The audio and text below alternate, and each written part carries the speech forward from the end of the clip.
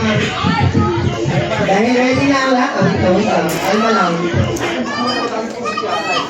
Alright. So, may palakpakan naman muna for Best Friend Jollibee. Wala nang pumalakpak. Palakpakan muna.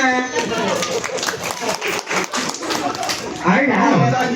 And now, nandito na po si Best Friend Jollibee together with Ate Janet sa kanilang dance.